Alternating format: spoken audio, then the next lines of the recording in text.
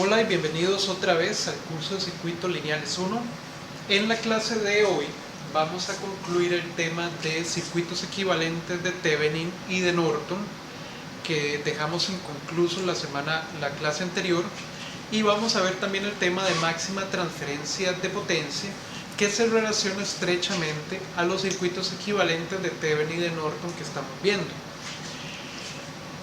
Nos había quedado por analizar el tercer caso en el procedimiento general para obtener el circuito equivalente de Thevenin o el de Norton, y el tercer caso consiste en analizar o encontrar el circuito equivalente de una red eléctrica donde únicamente tenemos fuentes dependientes o controladas. Esas fuentes pueden ser fuentes de corriente o fuentes de tensión, controladas por corriente o controladas por tensión. El asunto es que para que ese circuito sea o lo podamos clasificar como caso 3, quiere decir que dentro de esa red solo pueden haber fuentes dependientes, no pueden haber fuentes independientes. El circuito equivalente de Thevenin o de Norton en el caso 3 se reduce únicamente a una resistencia equivalente, es decir, desaparece la fuente de tensión V de Thevenin o desaparece también la fuente de corriente I de Norton, ¿verdad? Dependiendo de cuál es el circuito equivalente que andamos buscando. Y lo único que tenemos que calcular es una resistencia equivalente.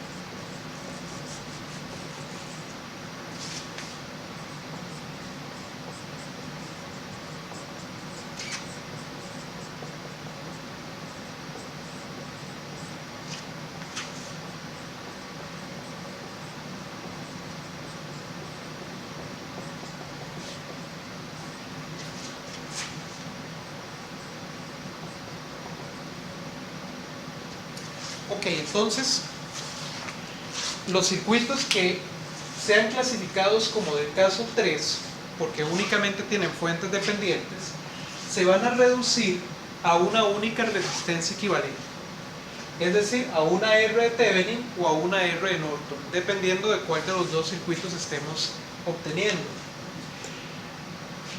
Si estamos calculando el equivalente de Thevenin, en este caso la tensión de Thevenin se va a hacer de 0 volts, la fuente desaparece. Si estuviéramos calculando el equivalente de Norton, la corriente de Norton se hace de 0 amperes, por lo tanto también desaparece. Solo nos quedaría la resistencia equivalente. Es importante destacar que esa resistencia equivalente, la R de Thevenin o la R de Norton, podría ser positiva o podría ser negativa dependiendo del circuito que tengamos.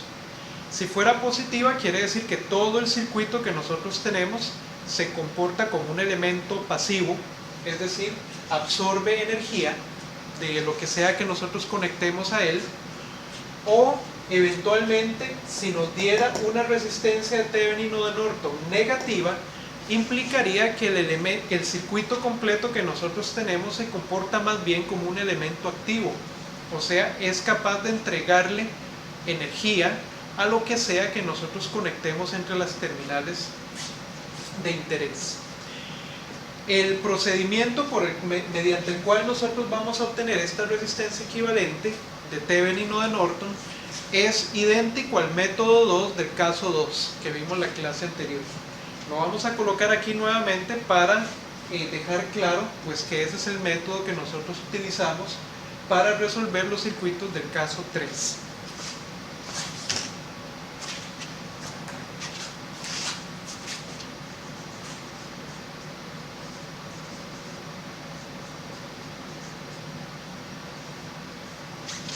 O sea, el método 1, que es el único que tenemos en este caso 3, es igual al método 2 del caso 2.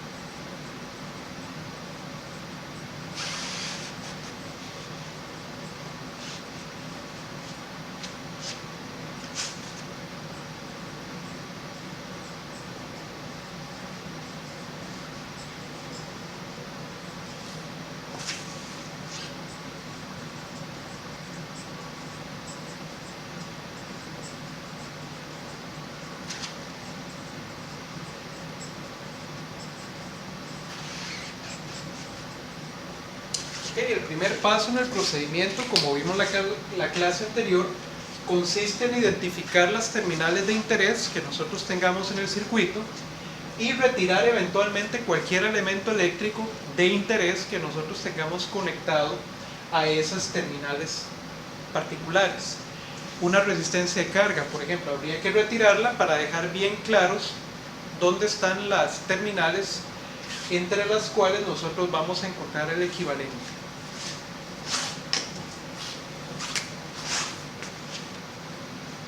Dado que en este circuito no vamos a tener ni la tensión de Thevenin ni la corriente de Norton, no es necesario calcular la tensión del circuito abierto, ¿verdad? Porque esa tensión, de nuevo, no va a existir porque el circuito únicamente tiene elementos dependientes, no hay nadie aportando energía al circuito dentro de esa red.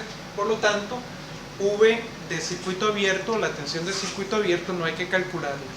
Pasamos a calcular directamente en el paso 2 la resistencia de Thevenin o la resistencia de Norton.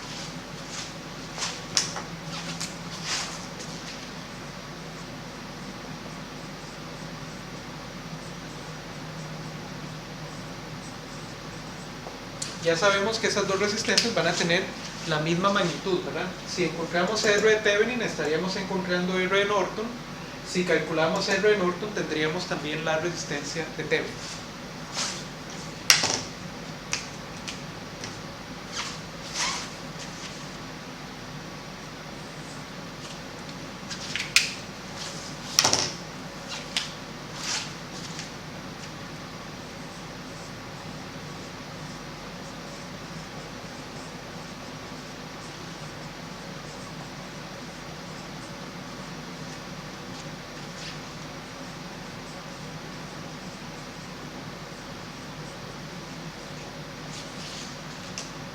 Ok, el primer paso consiste en mantener las fuentes dependientes activas, ¿verdad? No las vamos a apagar, no se apagan las fuentes dependientes.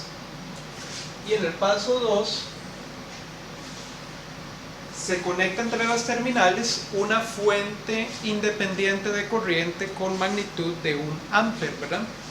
Y pasaríamos a calcular la tensión que aparecería entre terminales en esa fuente independiente de corriente.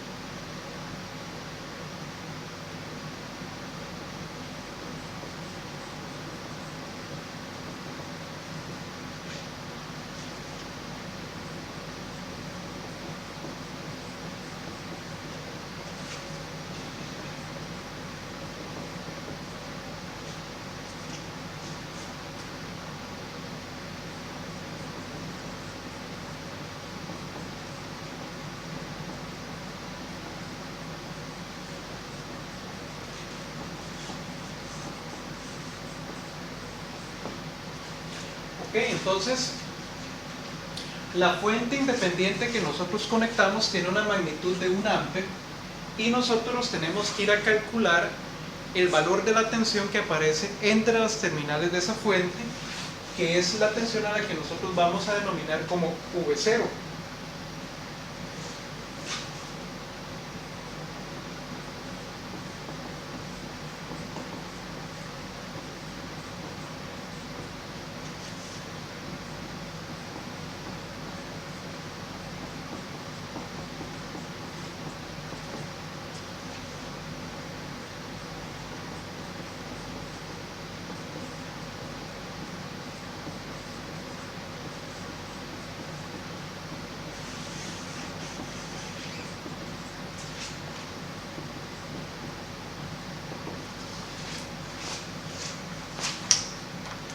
Ok, entonces nosotros pasaríamos a calcular directamente el valor de R de Thevenin o de R de Norton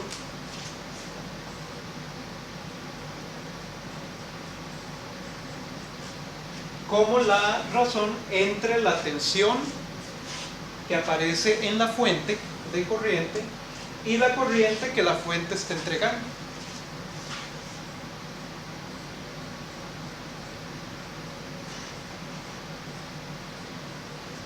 Que si nosotros decimos que esa corriente es siempre de 1 ampere, nos quedaría que la resistencia equivalente R de Thevenin o R de Norton sería V0 entre 1.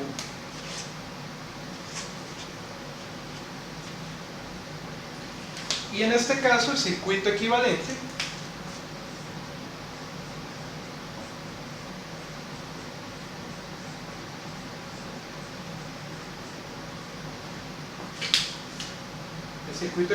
sería únicamente una resistencia.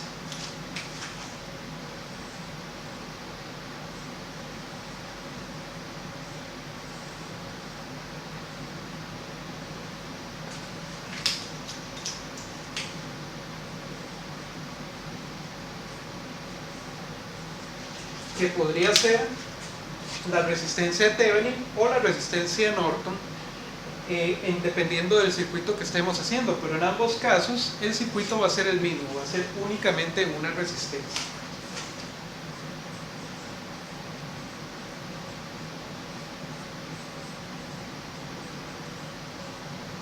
Bien, nuevamente esa resistencia, como les decía acá, podría ser positiva o podría ser negativa. Si es positiva, entonces todo el circuito que nosotros resumimos como un circuito equivalente de Thevenin o de Norton se comporta como un elemento pasivo. Si fuera negativa, pues entonces todo el circuito que nosotros resumimos tiene un comportamiento general activo, es decir, nos puede entregar energía a lo que sea que nosotros conectemos acá. Bien, esto sería el caso 3, como les decía, únicamente vamos a tener un método de análisis y únicamente vamos a tener un circuito equivalente de una resistencia tanto para Thevenin como para Norton. Vamos a hacer entonces ahora un ejemplo de este tipo de circuito y después pasaríamos a ver lo de máxima transferencia de potencia.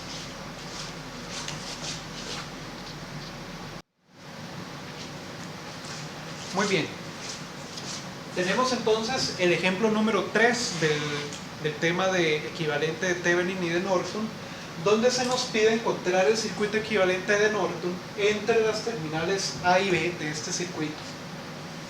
El primer detalle que nosotros notamos es que efectivamente solo tenemos fuentes dependientes dentro de ese circuito, por lo tanto lo que tenemos es un caso 3.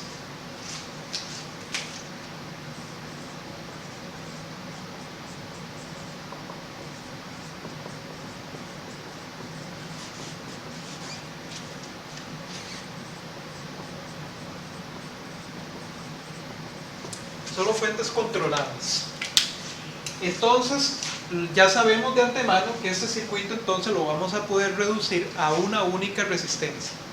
No va a haber ni tensión de Thevenin ni corriente de Norton. Y por otro lado sabemos que únicamente hay un método para resolver este circuito, que es utilizando la fuente independiente de corriente de 1 ampere. Entonces vamos a proceder conectando esa fuente.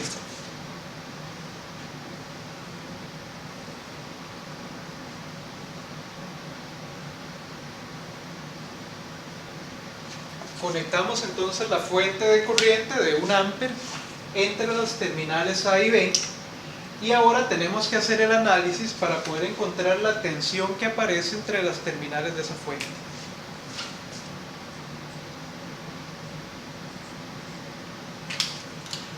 Se me había olvidado indicar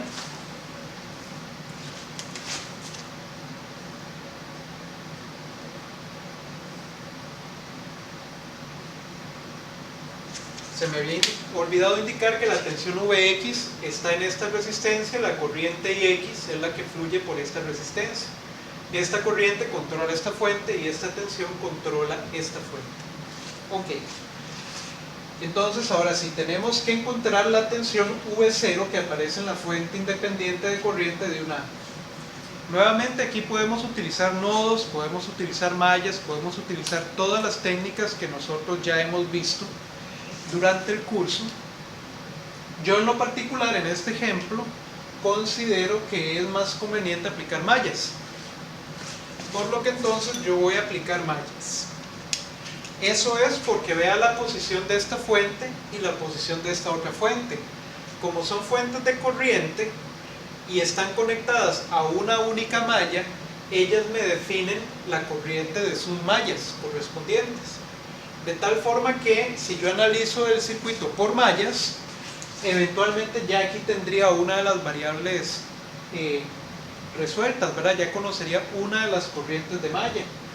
Esta otra, la corriente de malla por acá, tendría que ser 0.1 Ix, y si yo logro expresar Ix en términos de las otras corrientes de malla, pues ya por ahí también voy avanzando en el proceso. Por lo tanto, voy a usar mallas porque me parece que es más cómodo. Entonces voy a definir las corrientes.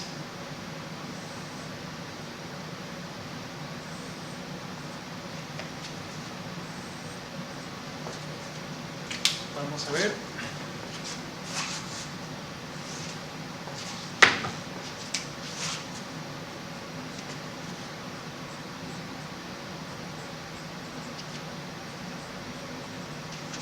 Esta va a ser entonces I1, esta va a ser I2 y esta va a ser I3.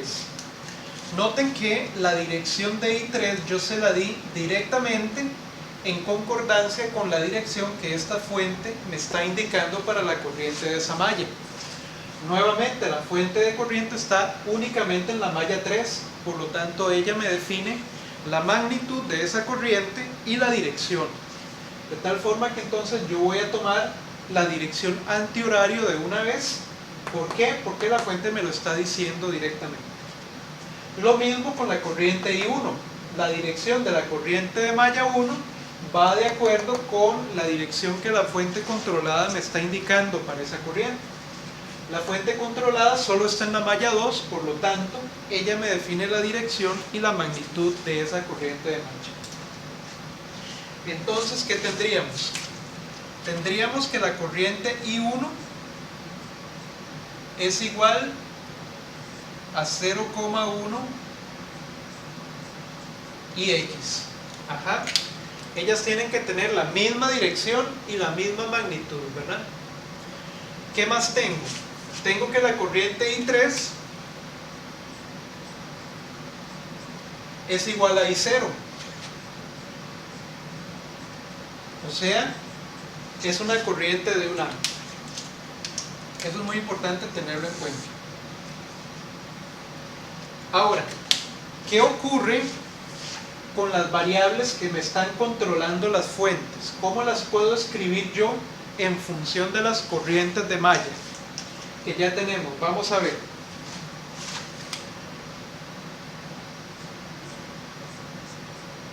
¿Quién sería Ix en términos de las corrientes de malla I1, I2 e I3? Bueno, yo sé que Ix es la corriente que está fluyendo por esta resistencia de 20 ohms. Esta resistencia a su vez está conectada entre la malla 2 y la malla 3. Por lo tanto, la corriente que fluye por ella tiene que ser una combinación de ambas. Entonces me fijo en la dirección que le di a las corrientes de malla I2 e I3.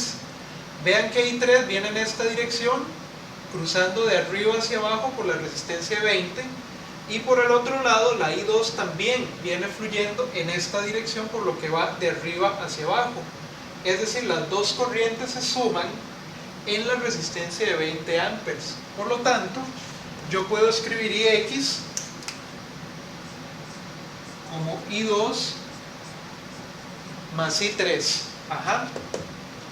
Esa sería la corriente que va por la resistencia de 20 ohms. Ahora, la I3 yo ya la conozco, es una resistencia de 1 ampere. Por lo que entonces la IX tiene que ser I2 más 1. Nuevamente el signo de suma viene del hecho de que ambas corrientes de malla se suman, van en la misma dirección de arriba hacia abajo por la resistencia de 20 ohms. Entonces ya aquí tengo una expresión para la IX. ¿Qué pasa ahora con VX?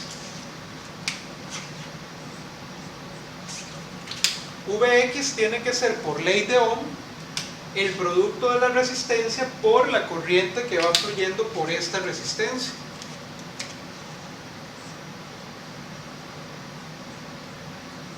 Digamos que esa corriente fuera IW.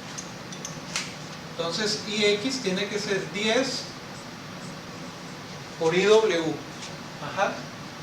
Pero la IW, igual que hicimos con la IX, la podemos escribir en función de las corrientes de malla que están involucradas en esta resistencia de 10 ohms. ¿Y qué resistencias tengo ahí involucradas? Tengo involucradas a la I1 y a la I3. Y nuevamente ambas van en la misma dirección, de arriba hacia abajo, por lo tanto se tienen que sumar.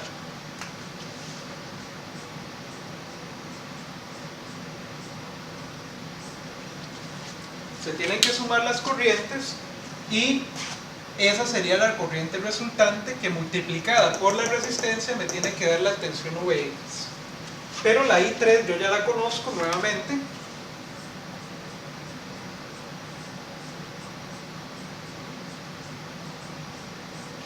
Por lo que entonces obtengo que Vx tiene que ser 10 veces I1 más 1. Bien, hasta ahí ya tengo las relaciones que puedo obtener directamente del circuito. Y ahora podemos plantear las ecuaciones de malla. Y vean que la malla número 3, o la ecuación de la malla número 3, no es necesario plantearla. ¿Por qué? Porque la corriente I3 ya la conocemos, es una corriente de 1 ampere. Ahora, la ecuación de la malla 1 tampoco es necesario plantearla directamente, porque ya nosotros sabemos quién es la corriente I1. Entonces nada más vamos a ir a sustituirla para obtener una ecuación a partir de la malla 1.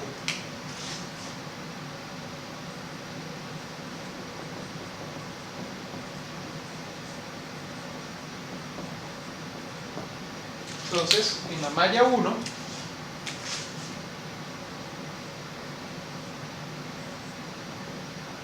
yo tengo que la corriente I1, como dijimos acá, es 0.1 IX.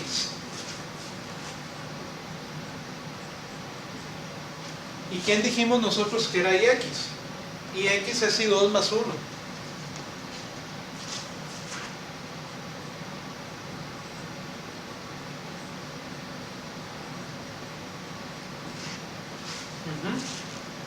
Ahora ya puedo multiplicar allá.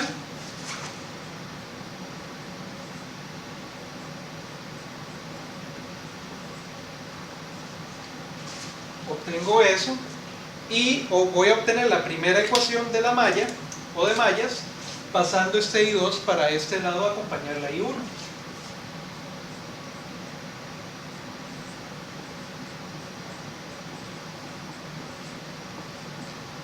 Esta sería la primera ecuación, la ecuación de la malla 1. Vean que la planteamos sin necesidad de aplicar LTK, precisamente porque la corriente I1 tiene que ser exactamente igual a la corriente que me indica esta fuente controlada. Entonces simplemente tomamos la sustitución y sustituimos la corriente controladora por la expresión que ya habíamos encontrado para esa corriente en función de las otras corrientes de malla. Y aquí tenemos la primera ecuación. Ahora vamos a ir a la malla 2.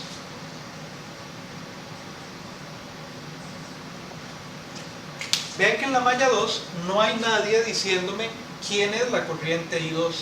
No tengo ninguna fuente de corriente conectada únicamente a esta malla que me indique cuál es el valor de la corriente de malla 2. Por lo que entonces aquí sí me va a tocar aplicar ley de tensiones de Killing. Entonces primero voy a marcar las tensiones, las polaridades correspondientes en los elementos resistivos en concordancia con la corriente I2. ¿Verdad? Ya esta pues es una fuente de tensión, por lo tanto su polaridad ya está definida. A esta tensión le voy a llamar V1 y a esa tensión le voy a llamar V2. Entonces, aplicando ley de tensiones,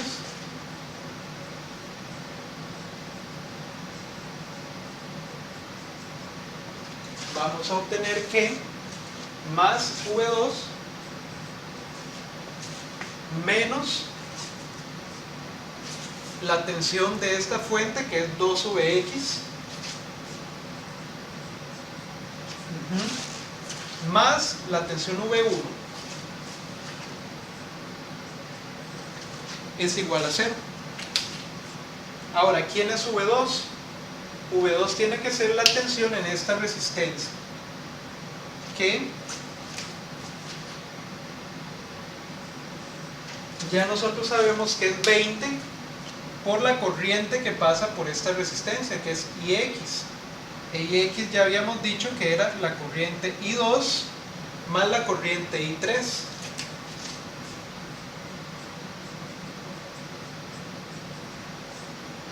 Habíamos dicho que las dos corrientes de malla se sumaban en la resistencia de 20 y pasaban juntas de arriba hacia abajo por esa resistencia de 20.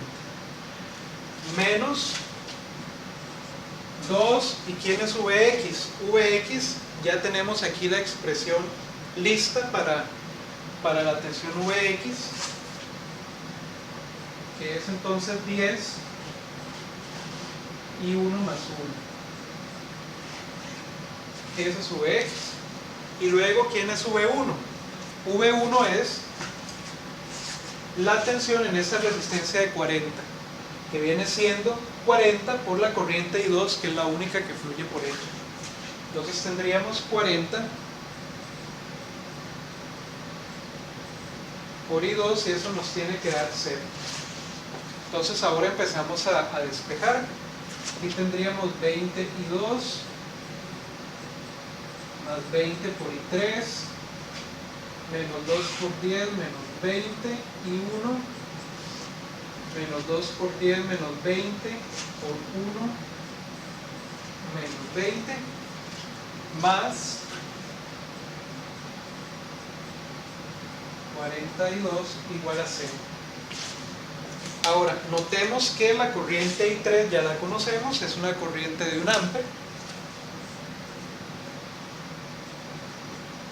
Por lo que entonces esta ecuación me va a quedar 22 más 20 menos 20 y 1 menos 20 más 42 igual a 0. Más 20 menos 20 se me cancelan y al final la ecuación me va a quedar menos 21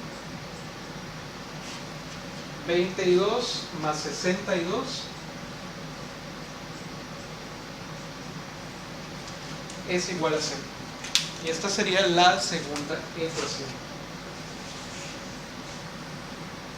del sistema que tenemos que resolver.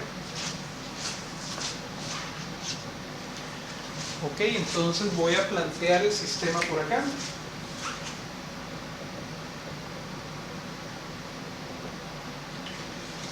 El sistema me quedaría,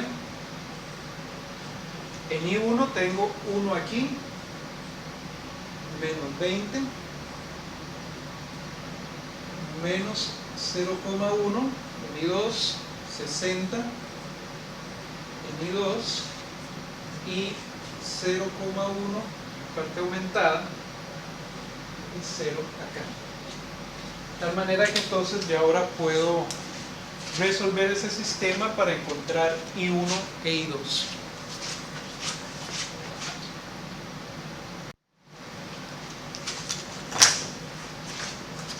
Resolviendo este sistema que planteamos acá, nos queda que la corriente I1 es de 0,1 amperes y la corriente I2 nos da de 34,48 miliamperes. Esa sería la solución de ese sistema, ¿verdad? Entonces voy a calcular las demás corrientes.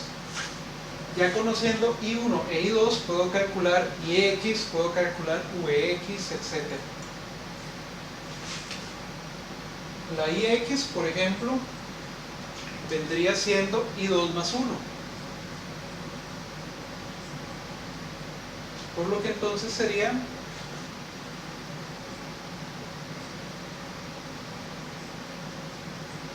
34,48 miliamperes más 1. O sea, la IX es de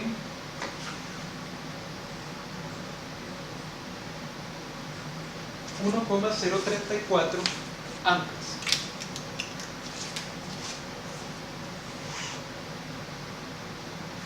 ¿Okay?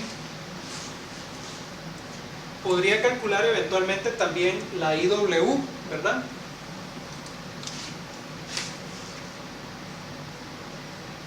La IW habíamos dicho nosotros que era la suma de I1 más I3.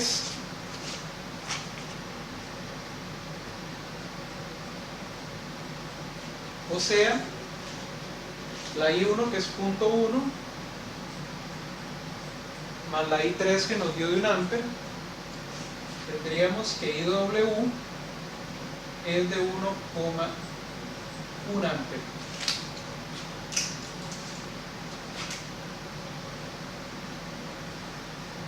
Bien, ya tengo eso.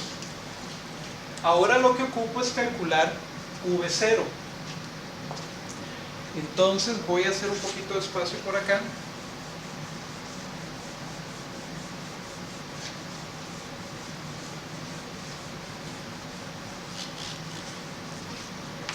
Para encontrar V0, yo voy a tener que aplicar ley de tensiones de Kirchhoff en esta malla, en la malla 3, para poder despejar V0 a partir de las tensiones en las otras resistencias que están en esa malla.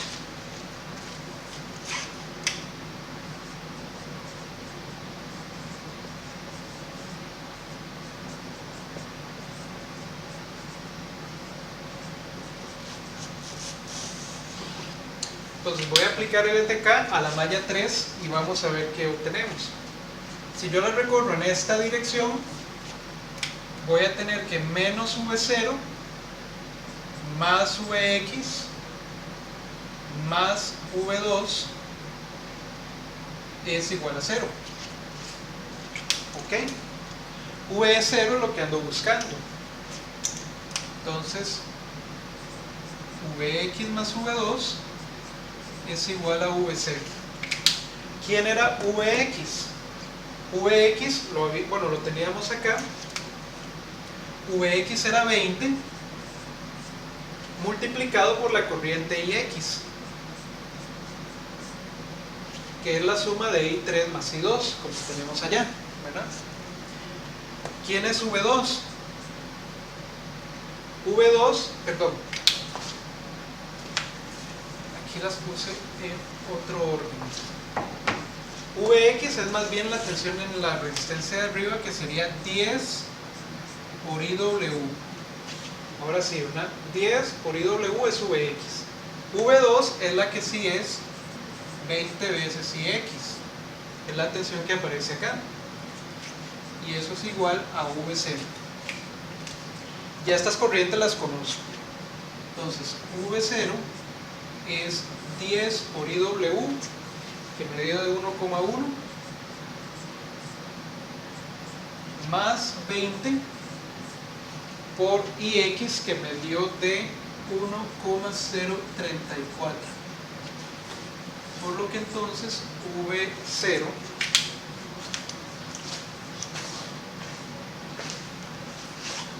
V0 sería 10 por 1.1, 11, y 20 por 1.034, 31,68.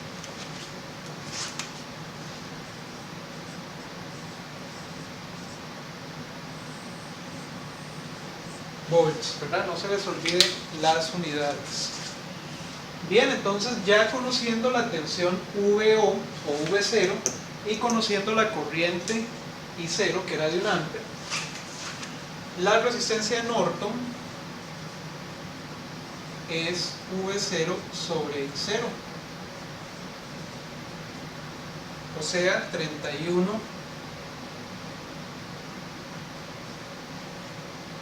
31,68 dividido entre 1.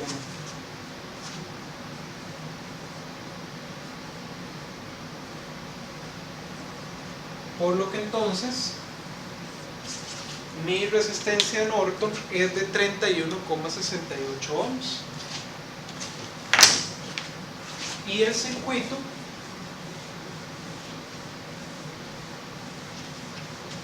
este circuito original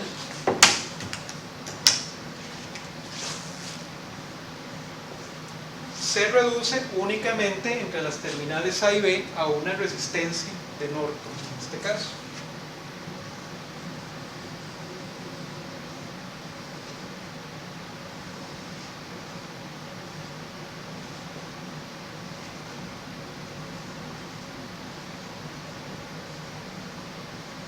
Cuya magnitud es 31,68 ohms. Este sería entonces el circuito equivalente.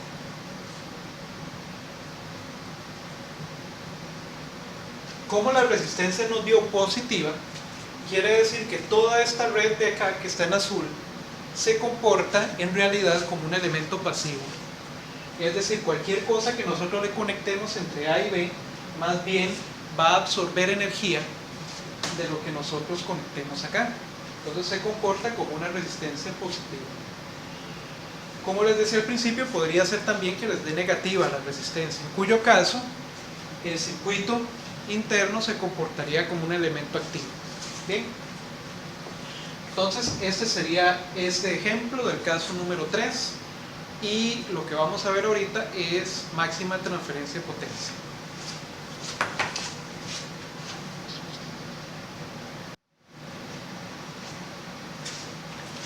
Bien, muchas veces cuando uno está diseñando un circuito eléctrico o algún circuito electrónico en particular, uno lo que anda buscando en algunos casos es lograr que a una cierta resistencia de interés o a una cierta resistencia de carga se le transfiera la máxima potencia posible.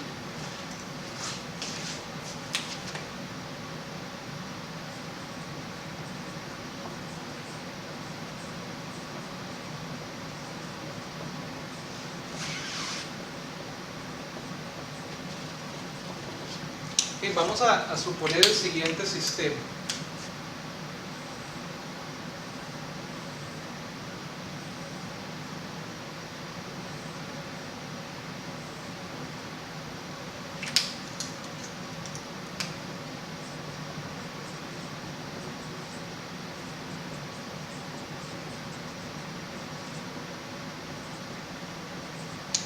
Supongan que yo tengo un circuito eléctrico complejo aquí dentro de este bloque, y ese circuito tiene un par de terminales A y B que son, digamos, terminales de salida, y en esas terminales yo conecto una resistencia de carga. Esa resistencia de carga yo quiero que disipe la máxima cantidad de potencia que este circuito le pueda entregar. Podría ser perfectamente un parlante de equipo de sonido, y para que ese parlante suene bien fuerte, el amplificador o el circuito que tenemos acá debería de transmitirle a ese parlante la máxima cantidad de potencia posible para que el sonido que el parlante va a producir sea fuerte y se escuche claro, ¿verdad? Entonces es importante saber cómo tengo yo que diseñar este circuito acá para que él le pueda transferir a esa carga la máxima cantidad de potencia. Trabajar con el circuito original es bastante complicado, como ya hemos visto que en algunos casos, dependiendo del tamaño del circuito, hacer el análisis se puede volver muy tedioso. Pero, dado que nosotros ya conocemos los circuitos equivalentes de Thevenin y de Norton, yo podría sustituir el circuito eléctrico original por su equivalente de Thevenin.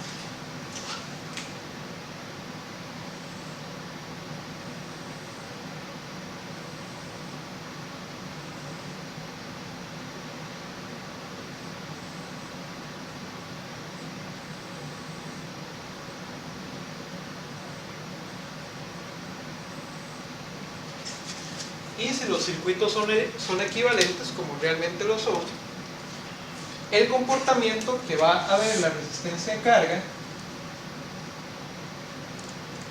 debería ser exactamente el mismo.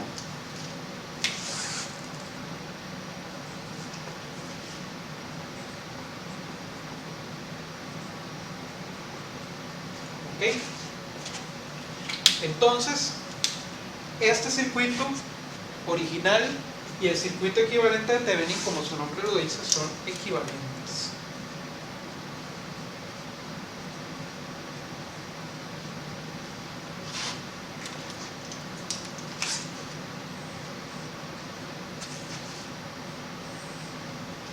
Muy bien, entonces, si yo ahora resumo mi sistema o mi circuito eléctrico utilizando el equivalente de Thevenin,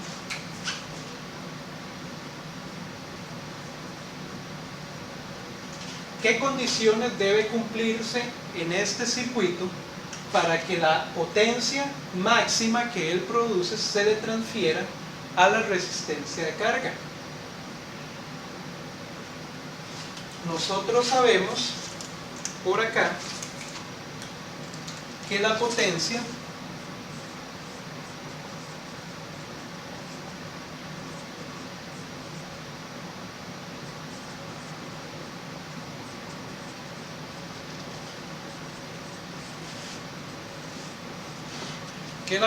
en la resistencia de carga viene siendo VL por IL, donde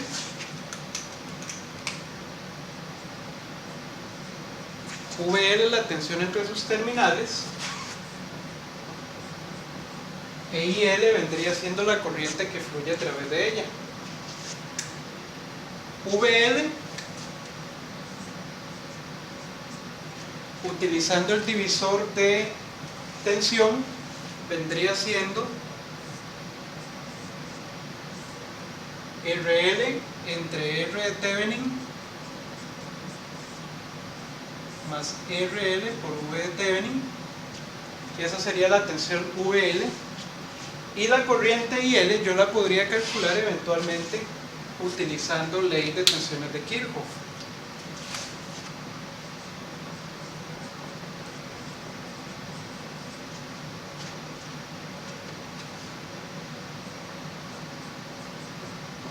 Si yo aplico LTK, voy a obtener que menos V Thevenin más R Thevenin por IL más RL por IL es igual a 0. Entonces,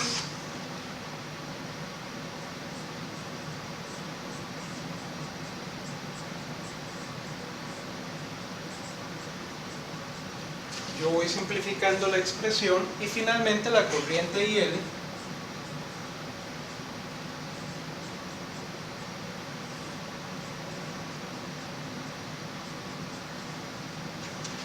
vendría siendo la tensión de Thevenin entre R de Thevenin más RL. Bien, entonces potencia va a ser el producto de esas dos expresiones.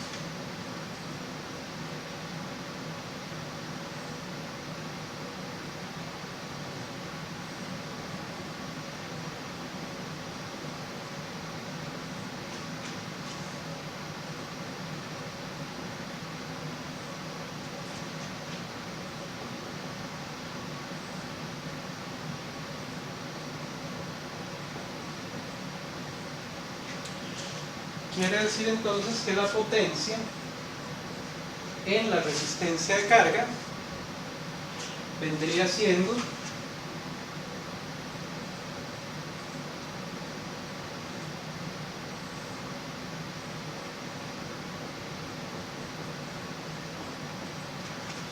esta expresión que tenemos acá.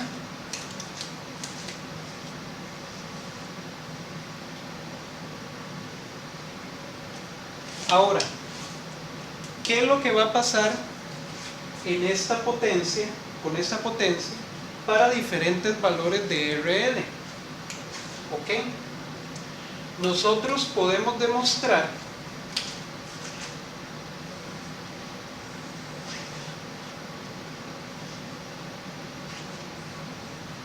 que la curva de P va a tener la siguiente forma.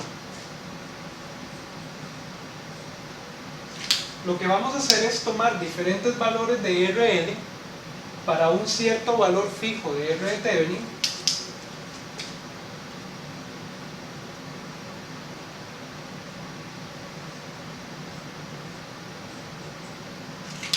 y vamos a ir calculando el valor de P para diferentes valores, como les decía, de la resistencia RL. La forma de esa curva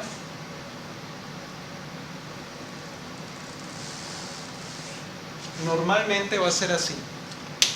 Tiene una forma similar a esta. Para resistencias bajas o para valores de RL bajo, la potencia en la carga va a tender a ser baja. ¿Por qué? Porque su tensión se reduce. Para valores bajos de RL, la tensión VL es baja y la corriente IL es alta, pero esta tensión baja fuerza la potencia a ser baja. Para valores de RL altos, ciertamente la tensión VL aumenta, pero la corriente IL baja, de tal forma que el producto de ambas también baja. Lo que a mí me interesa saber en este momento es saber cuál es el valor de RL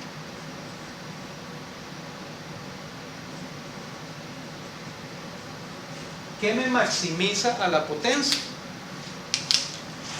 ¿Cuál es el valor de resistencia de carga que yo puedo poner acá que hace que la potencia en ella sea el máximo valor que yo puedo obtener a partir de una cierta R de Thevenin en este circuito y una cierta tensión V de Thevenin, ¿verdad?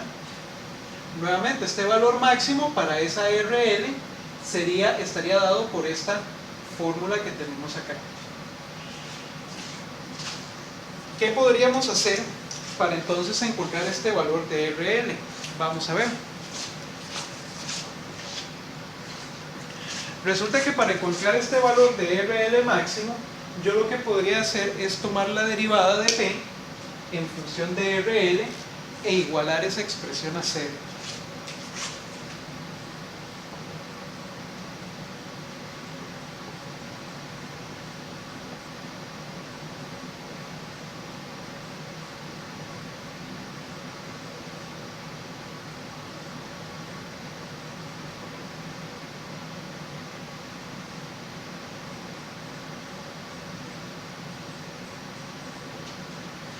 Podríamos tomar entonces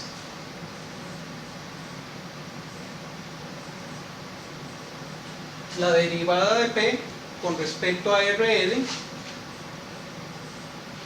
y eso lo igualamos a 0. Yo no voy a hacer la demostración completa para no perder mucho tiempo, pero en el libro ustedes pueden ver toda la demostración de esta expresión que está acá. El resultado va a ser muy interesante, porque el resultado de esa demostración nos indica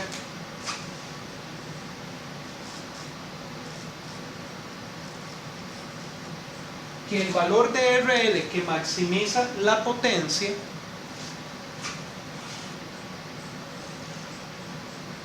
es exactamente igual a R de Thevenin.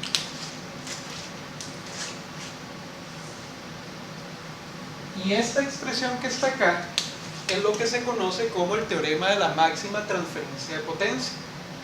Es decir, en este circuito que yo tengo acá equivalente, yo obtengo una máxima disipación de potencia en RL cuando esa RL adopta el valor de R de Thevenin.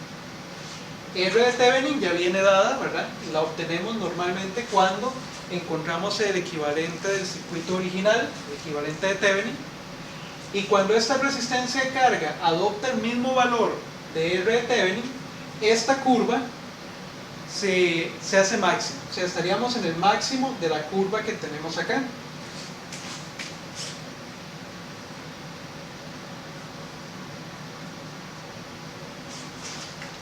Y eso va a ocurrir para cualquier circuito equivalente de Thevenin que nosotros tengamos. Muy bien.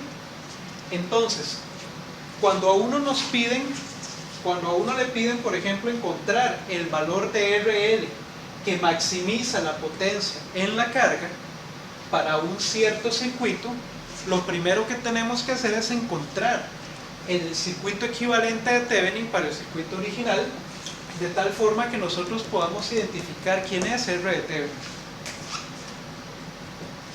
Y una vez que nosotros tenemos R de Thevenin, simplemente tenemos que tomar una resistencia de carga igual a este valor R de Thevenin para poder entonces maximizar la potencia disipada por esa carga.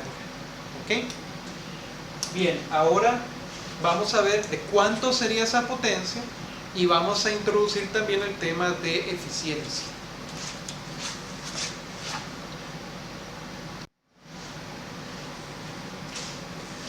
Bien, entonces cuando ya nosotros hacemos RL igual a R de Thevenin en esta relación para obtener la máxima transferencia de potencia, nosotros ahora andamos buscando cuál es esa potencia máxima que el circuito le transfiere a la carga.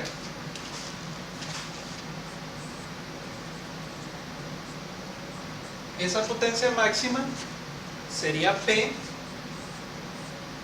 para RL igual a R de Thevenin, ¿verdad? Como estamos diciendo acá. Entonces sería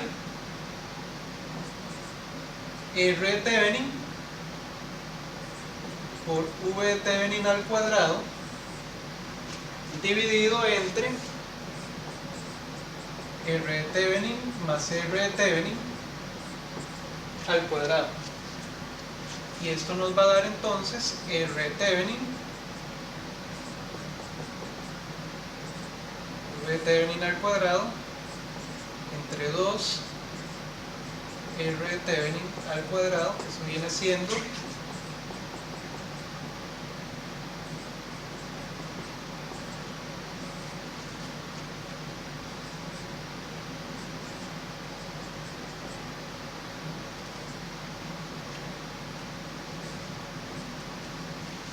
tanto la potencia máxima que yo voy a producir, que yo le voy a transferir con mi circuito a la carga, vendría siendo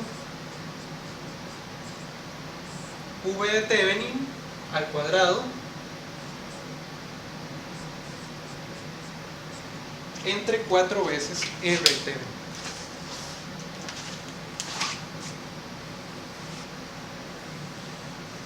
Esta sería la máxima potencia que un circuito le puede transferir a una resistencia de carga cuando esa resistencia de carga adopta el mismo valor de la R de Thevenin que se obtuvo a partir del circuito original.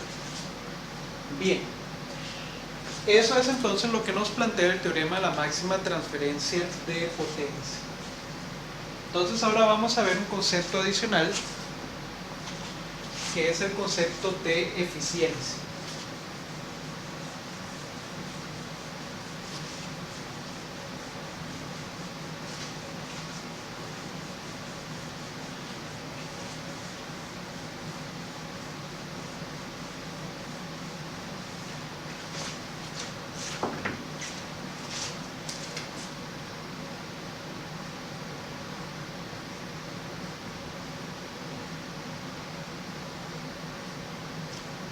La eficiencia se denota con la letra griega nu.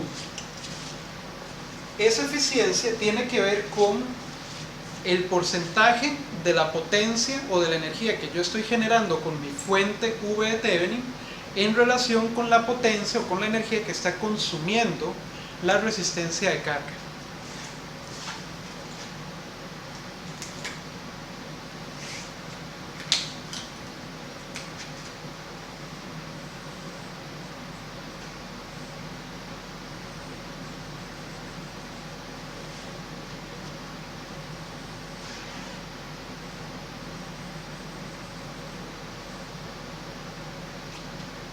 Entonces volvemos al circuito de siempre, el que estábamos analizando hace un momento.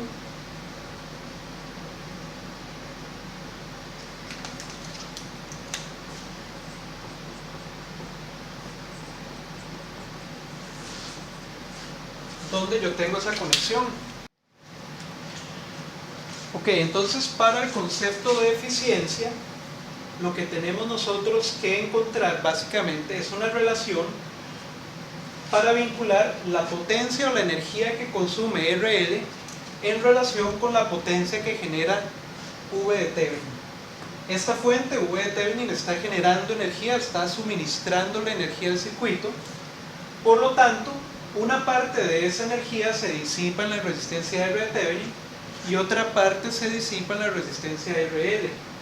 Entonces la eficiencia es una relación que se da como un porcentaje entre la potencia que disipa la resistencia RL y la potencia que me genera a mí la fuente V de Thevenin. Entonces nu, que siempre se da como un porcentaje, sería la razón entre la potencia disipada en RL y la potencia que me genera V de Thevenin, la fuente V de Thevenin, ¿verdad? Entonces, esta potencia en RL yo la puedo calcular perfectamente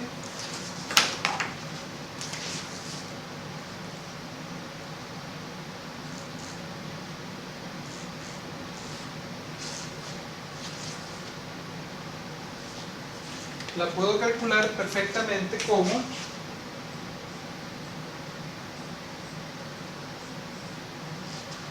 IL al cuadrado por RL.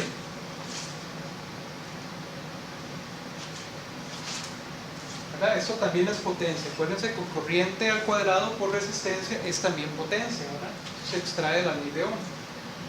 Y la potencia que me suministra la fuente V de Thevenin, yo la podría calcular como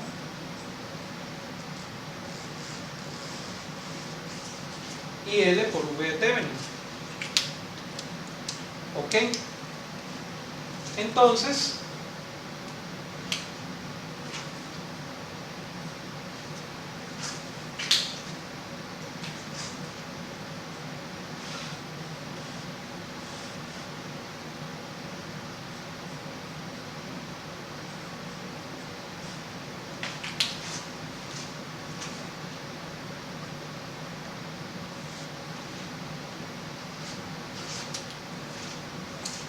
yo obtengo esto que está acá, y ahora lo que voy a hacer es aplicar una ley de tensiones de Kirchhoff para encontrar una expresión para V de Thevenin.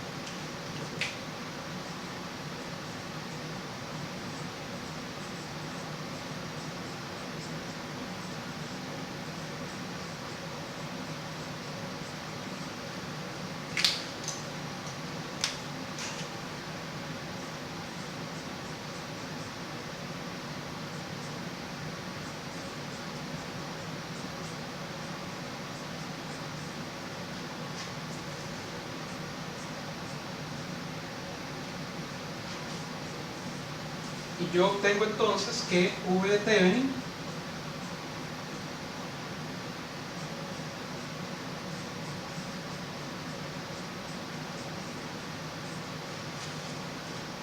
es IL multiplicado por la suma de R de Thevenin más RL, de tal forma que cuando yo obtengo la expresión para nu en porcentaje, yo tengo que dividir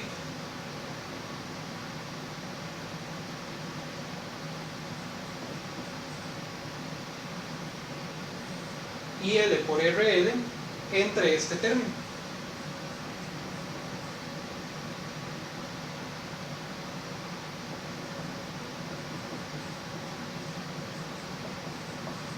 Y multiplico por 100 para obtenerlo como un porcentaje. Cancelo estas corrientes y obtengo que la eficiencia como porcentaje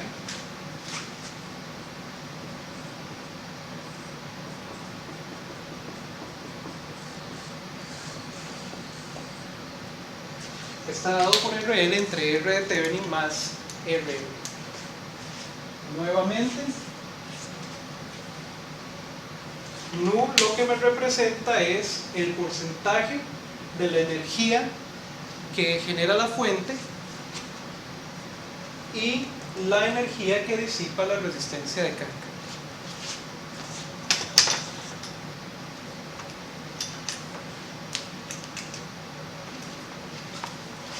Entonces, eficiencia es la relación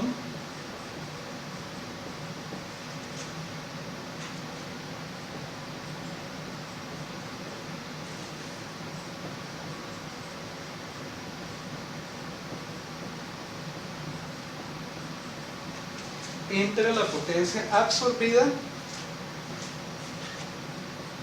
y la potencia suministrada.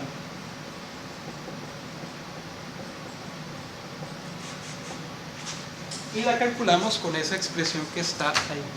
Nuevamente lo que necesitamos es el valor de la resistencia de carga que se tenga y la resistencia de Thevenin. La máxima eficiencia en este circuito vendría dándose cuando RL es igual a R de Thevenin y sería básicamente una eficiencia 50%, ¿verdad? Porque entonces nos quedaría R de Thevenin entre 2R de Thevenin, que sería un medio, multiplicado por 150%. Bien, entonces con esto completamos el tema de máxima transferencia de potencia y eficiencia, y ahora vamos a hacer un ejemplo de esta cuestión que estamos viendo acá.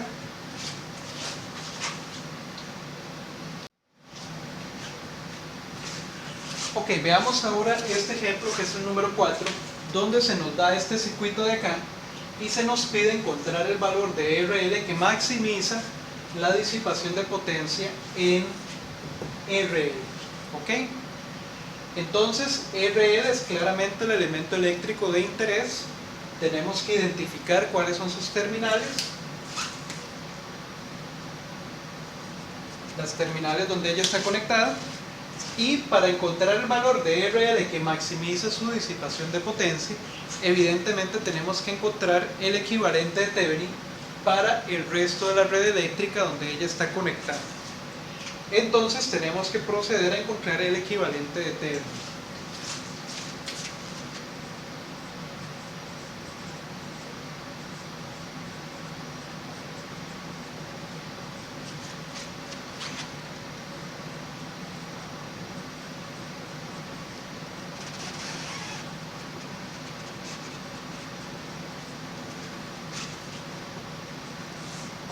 Entre A y B, en este caso, que es donde está conectada la resistencia RL. Entonces sacamos la resistencia RL del circuito y dejamos el resto para entonces reducirlo mediante el teorema de Thevenin.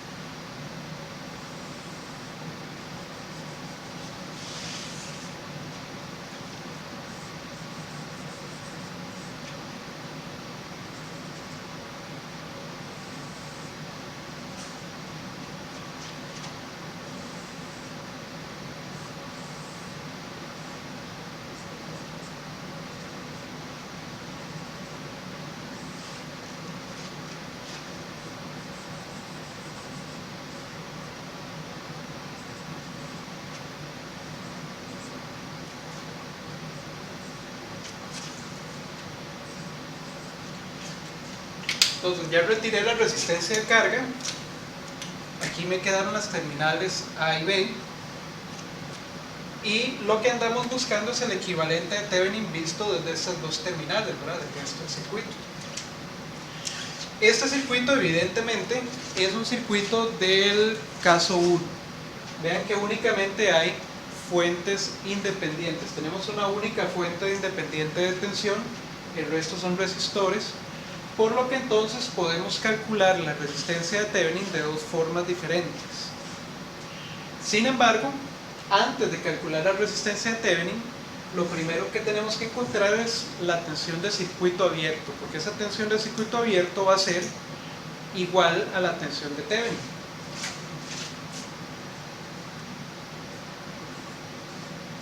Que es esta que tengo yo aquí indicada.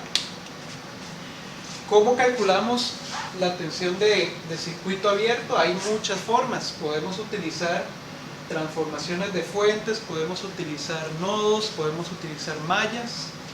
Yo en este caso voy a utilizar nodos para calcular esa tensión de circuito abierto. Entonces voy a mover mis terminales un poco.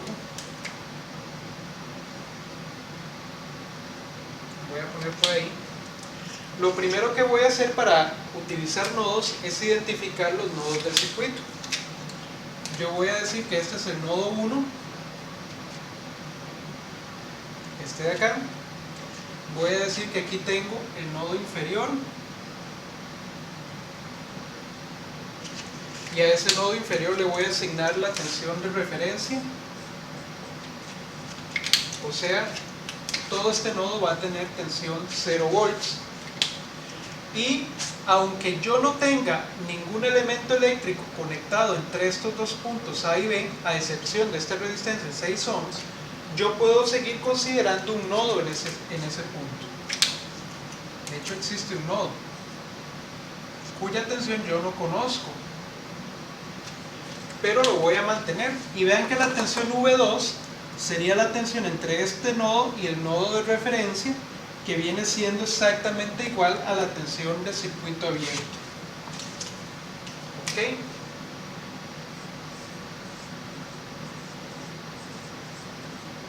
Entonces vamos a aplicar nodos en ese circuito y vamos a tener siempre en cuenta que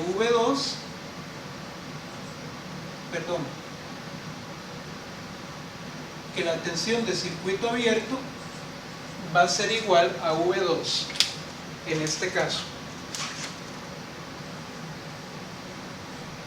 Luego, ¿qué más tenemos en este circuito?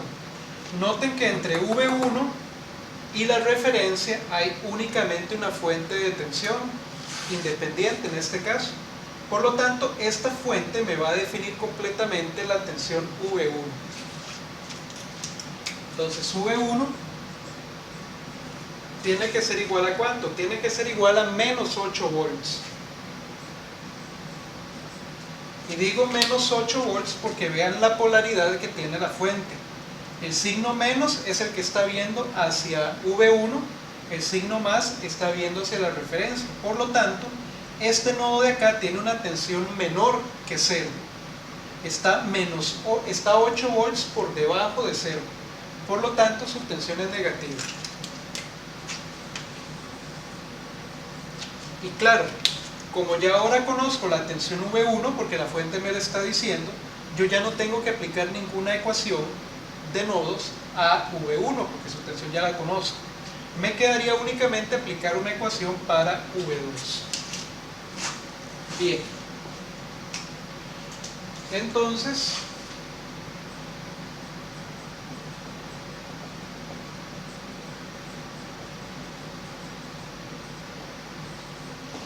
¿cuál sería esa ecuación en el nodo V2?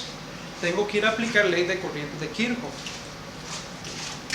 En V2 yo tengo una corriente que sale hacia la resistencia de 6 ohms, a la que le voy a llamar I'.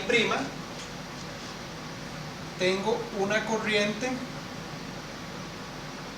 que sale de V2 y va hacia la resistencia de 4 ohms. Hacia abajo no tengo ninguna corriente porque esto es un circuito abierto. no hay nadie aquí conectado.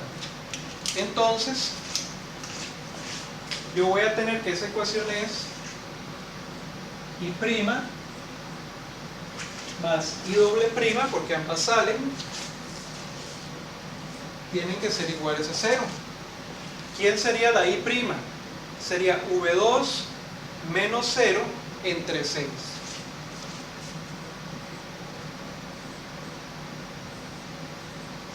Noten que esta resistencia de 6 ohms está conectada entre V2 y el nodo de referencia. Por lo tanto, para que la corriente vaya en esta dirección, tiene que ser V2 menos 0 entre 6. Más, ¿quién sería la I doble prima? La que sale. Es la resistencia, la corriente que va hacia la resistencia de 4 ohms en esta dirección. Por lo tanto, su corriente tiene que ser V2 menos V1 sobre 4.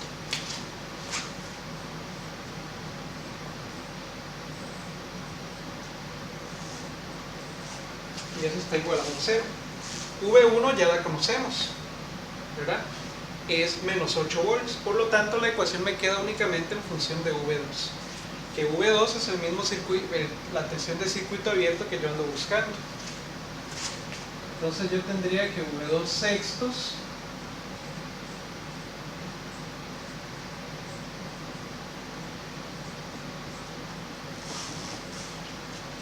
menos 0 sextos más V2 cuartos menos V1 cuartos es igual a 0.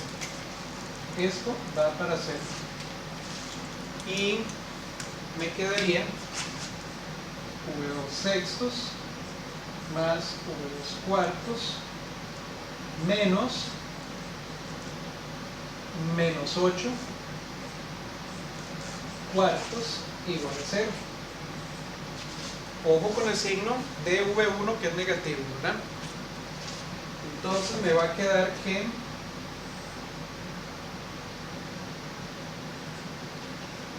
como denominador es 12, 2V2 más 3V2 es igual más 8 cuartos es igual a 0. Ok, entonces aquí tendría que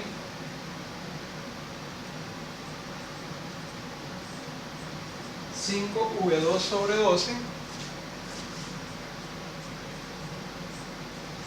es igual a menos 8 cuartos, por lo tanto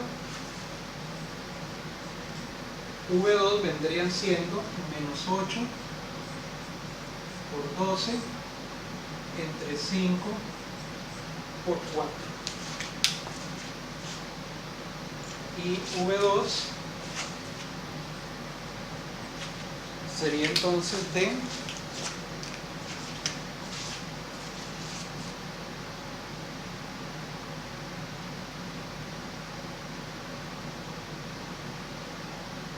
menos 96 sobre 20 menos 4,8 volts. Y ya nosotros sabemos que esa es la tensión de circuito abierto.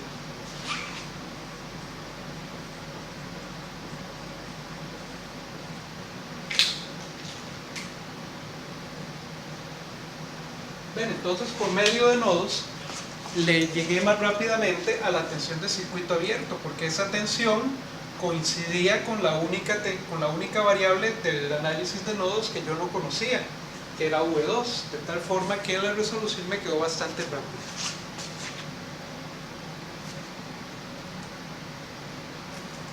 Bien, ahora nos hace falta encontrar la corriente de cortocircuito. Yo voy a aplicar el método número 2 del caso 1, que consiste en encontrar R de Thevenin como la división de la tensión de circuito abierto entre la corriente de cortocircuito.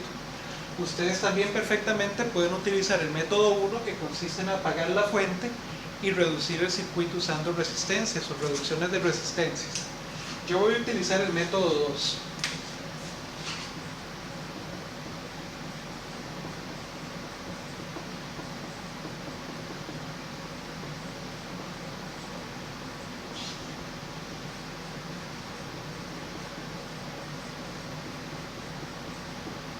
método número 2. Entonces, ahora lo que tengo que hacer es tomar un cortocircuito entre A y B y calcular la corriente que fluye por ahí.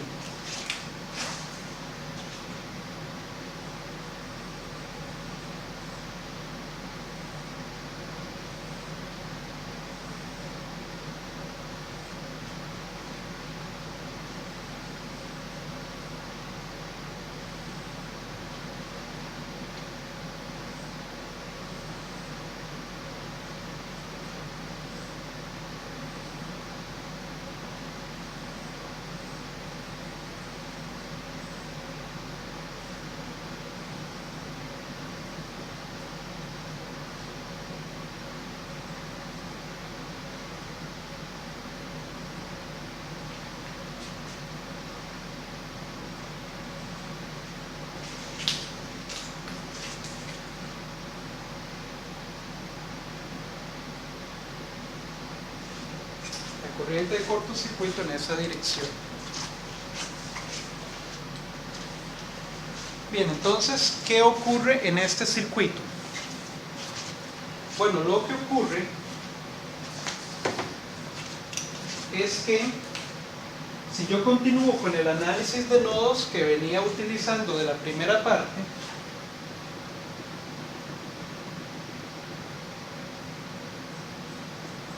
yo tenía que este nodo inferior era 0, ¿verdad? Tenía tensión 0 volts porque era la referencia. Luego habíamos dicho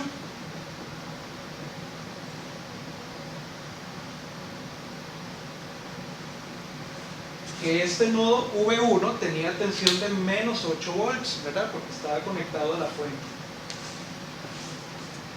¿Qué pasó ahora con la tensión V2? Que era la que yo calculé en la primera parte. Vean que ahora el nodo V2, por medio de este cortocircuito, me está quedando unido al nodo de referencia, como ustedes ven ahí. Entonces, todo esto que está acá es el mismo nodo y tiene tensión de 0 volts. Ahora que pusimos ese cortocircuito ahí, entonces, al haber aquí una tensión de 0 volts,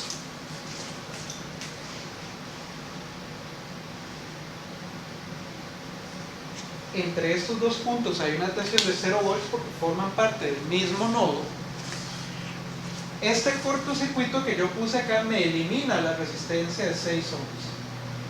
Me la pone en cortocircuito, por lo tanto la resistencia de 6 ohms se va.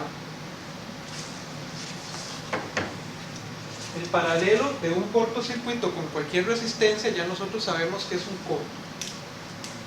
Entonces,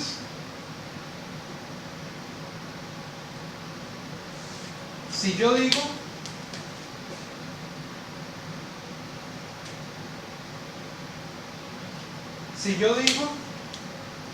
que hay una corriente IX fluyendo de este nodo que tiene tensión 0 volts a este nodo que tiene tensión menos 8 volts, esa corriente tiene que ser igual en magnitud y opuesta en dirección a la corriente ISC, o la corriente de cortocircuito.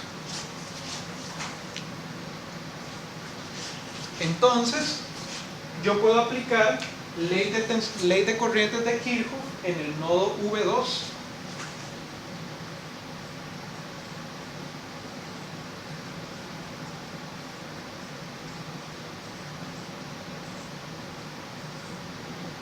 ¿Y qué obtengo en ese nodo V2? Lo que obtengo es que la corriente ISC, la corriente de cortocircuito que sale de ese nodo, que es positiva, más la corriente IX que sale del nodo V2 en la dirección de V1, tienen que dar 0. Por lo tanto,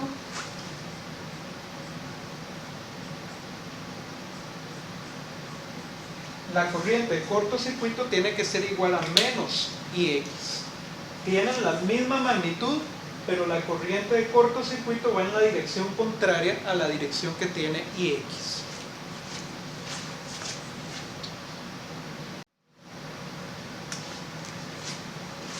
Ok, entonces voy a borrar por acá.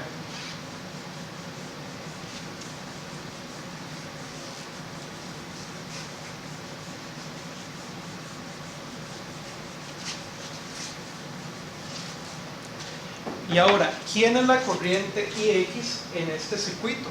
La corriente IX en esta dirección tiene que ser V2 menos V1 entre 4.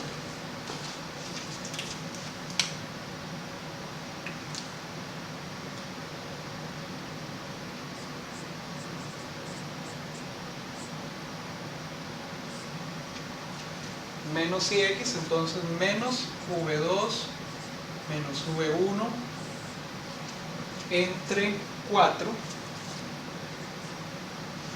y esa es IX. Por lo tanto, la corriente de cortocircuito es menos esa corriente. Entonces, la corriente de cortocircuito vendría siendo, noten que V2 ya dijimos que es de 0 volts y V1 habíamos dicho que era de menos 8. Entonces esto sería menos 0 menos menos 8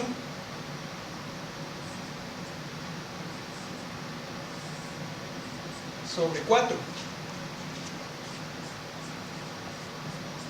Entonces la corriente de cortocircuito es de menos por menos da más, 8 cuartos, que vendrían siendo menos 2 amperes. Nos da negativa, como ya nosotros habíamos notado del circuito, ¿verdad? Tiene que ser menos la corriente IX. Por lo tanto, si la corriente IX es de 1 ampere, de 2 amperes, la corriente de cortocircuito tiene que ser de menos 2 amperes. Bien, entonces ya conociendo esta corriente,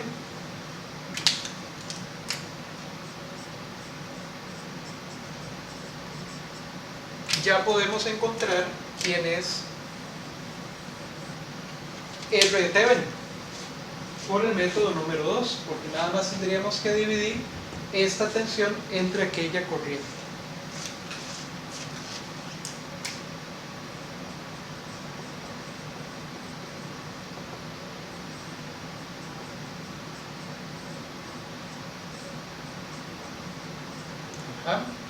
Entonces R de Thevenin vendría siendo menos 4,8 entre menos 2. La R de Thevenin serían de 2,4 ohms. Ok. Entonces ya encontramos R de Thevenin utilizando el método 2. Y de paso repasamos algunos detalles importantes, como lo que ocurre cuando cortocircuitamos este tipo de nodos y analizamos un circuito por medio de nodos. Bien, entonces ya conocemos R de Thevenin, ya conocemos la tensión de Thevenin, que es igual a la tensión del circuito abierto. Ya podemos obtener el equivalente de Thevenin completo.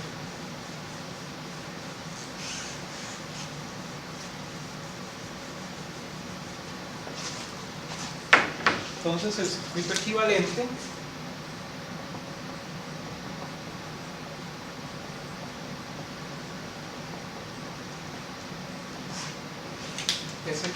sería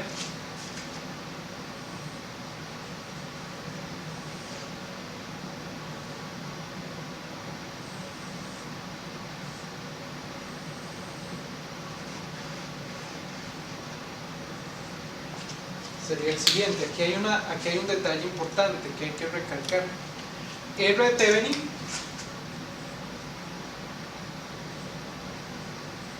es de 2,4 ohms, ya lo vimos. Sabemos que V de Thevenin es igual a la tensión de circuito abierto, que ya la encontramos allá, menos 4,8 volts. Entonces aquí viene un detalle. A la hora de plantear el circuito equivalente, ustedes pueden poner V de Thevenin con esta polaridad y con signo negativo, o perfectamente pueden invertir la polaridad de la fuente y darle signo positivo a V de Thevenin. Eso es perfectamente válido. Yo lo voy a mantener negativo pues para ir en concordancia con el resto de los cálculos. El asunto es que aquí teníamos entre A y B originalmente conectada una resistencia de carga y nos pedían encontrar el valor de esa resistencia de carga que maximiza la disipación de potencia en ella.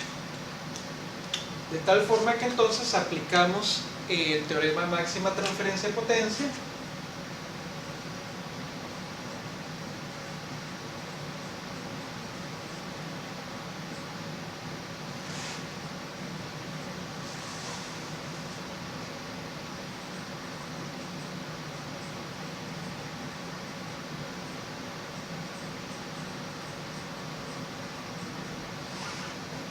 Y entonces decimos que para que exista una disipación máxima de potencia en RL, RL tiene que ser igual a R de Thevenin.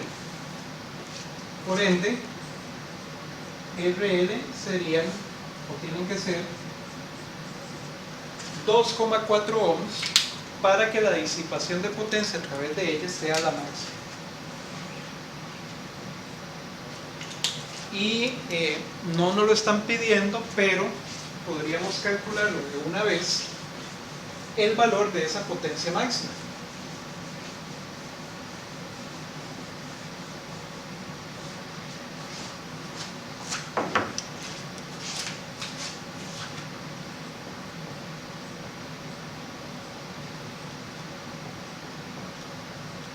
La potencia máxima que va a disipar esa resistencia RL va a ser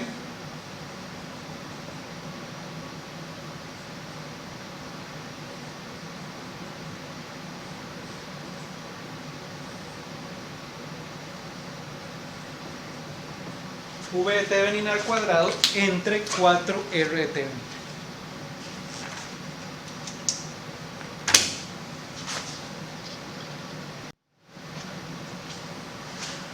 Y esa potencia sería entonces, para nuestro caso,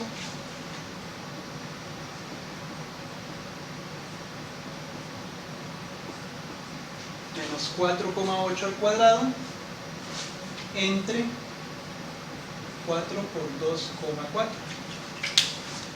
Vean que el cuadrado en esa fórmula pues hace que cualquier valor negativo que tengamos en V de Thevenin se vuelva positivo. Entonces sería 4.8 al cuadrado dividido entre 4 veces 2,4. Eso nos da precisamente 2,4 watts.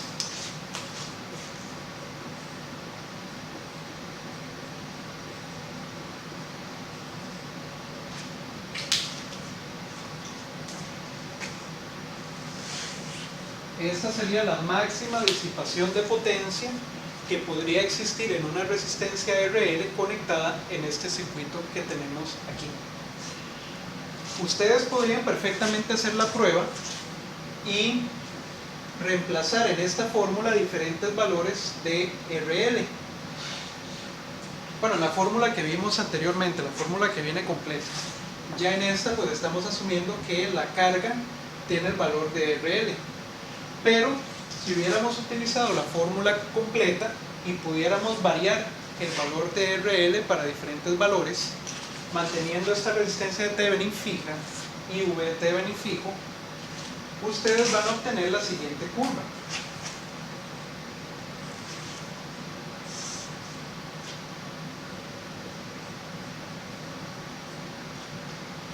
Ustedes se van a dar cuenta que para valores bajos de RL la potencia es baja, para valores altos de RL la potencia es también baja.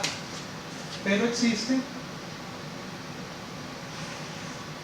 un pico, un máximo, que ocurre cuando RL